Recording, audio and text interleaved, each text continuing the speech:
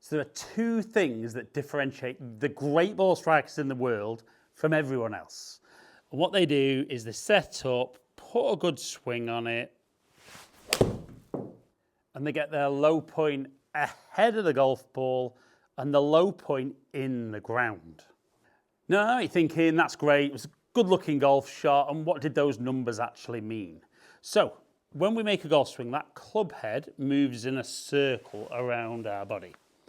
And all the best players move the lowest point of their golf swing ahead or after the golf ball when the ball's on the ground, so that as the club travels down, it collects the golf ball, enters the turf, the lowest point, which is the deepest bit of the divot, or how deep on the mat I'd be, and then the club continues back out.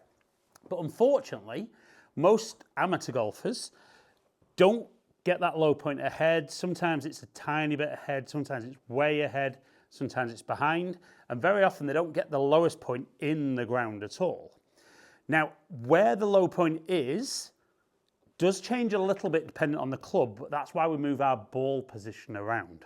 So what we're looking to do is make that swing and touch the ground and get the club into the ground this side of the golf ball. Now for this video, I'm going to use 3 different clubs. I've got pitching wedge, 6-iron and 2-iron. I know you're probably thinking, well, I don't carry a 2-iron or a 3-iron or a 4-iron. But this is just to give you an idea of a club with a lot of loft, something in the middle of the bag, and whatever the longest iron you would have in your bag would be. So to begin with, I'm going to start with the pitching wedge, and I'm also going to use an alignment stick. And what we're going to do is we're going to put the alignment stick, we're going to go 1 club head length behind the golf ball, okay? And with pitching wedge, I would have the ball very much in the middle of my stance, but for this drill, I'm going to start with the club behind the alignment stick. And the idea is I'm going to make my swing, and as I'm getting to the top of my backswing, I'm going to shift towards the target. So I'm going to get those hips moving and my torso towards the target, swing down. That'll help me miss that cane, but if I miss the ground altogether, I'll just top it or thin it. And if I don't move properly, I'll clean the cane out. So we're going to start back behind, really trying to exaggerate that feel. And we can see 5.1 inches ahead and the low point 0.3 inches deep into the ground. Now that for me does feel more exaggerated than I would normally do, but I like that because what it does is it also helps me differentiate as to how I get the middle of the club face on the golf ball. So the best place to strike a loft, well, any iron, is about the 4th groove up the face. But when I have the club behind there with the shaft straight up, looks very much like the ball's going to touch maybe the 1st or 2nd groove. So I would need to get quite a bit of shaft lean in order to get that 4th groove on the golf ball. And you can see how much more I need to get that handle moving forward, which is going to get that low point much more ahead of the golf ball. Now, I do this drill with golfers all the time, and very often what I'll see is they'll set up,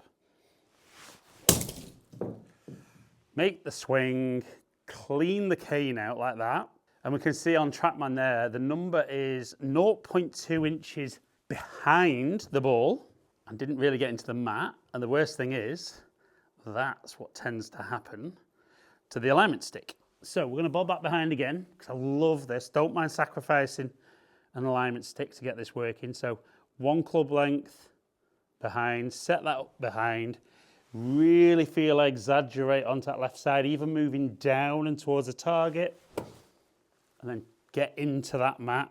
So from there, really feels nice and powerful. 5.6 inches ahead, 0.4 inches down into the mat. And if I just pop the strike location on the face there, you can see round about that 4th groove, which means that I'm able to generate lots and lots of shaft lean. Now, the key is with any drill, hopefully you won't use too many of these, is not can I do it when that's there, but can I then get that exaggerated feel, setting up normally and really trying to focus on moving my body towards the target more. You see they're not quite as good, but 3.1 inches ahead and 0.1 down.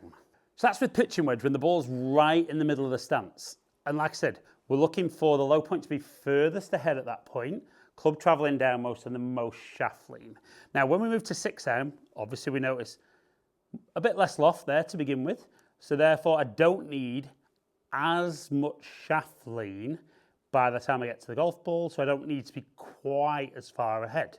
So if I've got my movement nice and consistent, which that drill will help, I would then just move that ball position very slightly forward, really focus on the same feel, and we should see maybe not quite as deep into the mat, because the divot wouldn't need to be quite as deep with a 6 iron, and the low point not quite as far ahead, but that little bit less shaft lean should give me that good solid strike. Didn't feel right out the middle, but 3.4 inches ahead, 0.1 down, and it was okay. I'll take that. But certainly compared to when the cane was there with the wedge, kind of would have seemed much more like 5 inches ahead. And this, to be honest, is something I don't do as well as I'd like. So ball slightly forward, focus on the movement. Strike-wise felt really good, 3.3 inches ahead, 0.1 down into the ground. So generally there with the 6 iron, I saw the low point less ahead and less deep, so the divot would have been less big. Now, moving on to 2 iron, which I would say for me is like acid test. So for me, I'm not actually bothered about taking much of a divot at all. Maybe just a sliver or a little bit of grass off the top. And obviously the low point to be just slightly ahead, because I almost need barely any shaft lean to get the 4th groove onto there. So then I'm going to move that ball position a little further forward again. Really focus on that nice feel that I've got in the golf swing. That is absolutely ripped. So you can see 1.5 inches ahead, low point 0, so kind of just touching the ground. And we can see the strike location there. Almost as good as it gets with 2 iron for me. And it is a funny one because I would definitely say, and this might be different for you, comment below and let me know. Definitely feels when I've got more loft in my hand, like I want to get down into the turf a little bit more.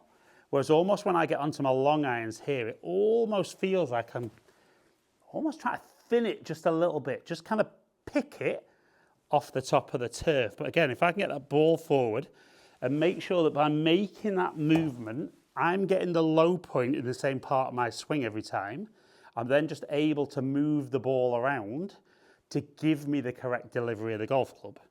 So 2 iron, acid test. Again, felt really good.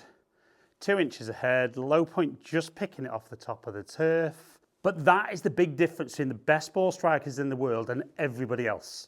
Learning to control low point and how deep the low point is. If you're somebody that practices on a mat, you'll find you're hitting the mat all over the place or not at all.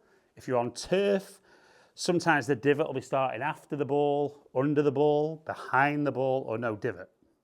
But if you can get better at getting that movement correct, and put the alignment stick in if you need, then take it out of the way, ball in the middle with lots of loft and gradually move forward, you'll deliver the club better than ever, strike the ball better than ever, and ultimately get those scores down.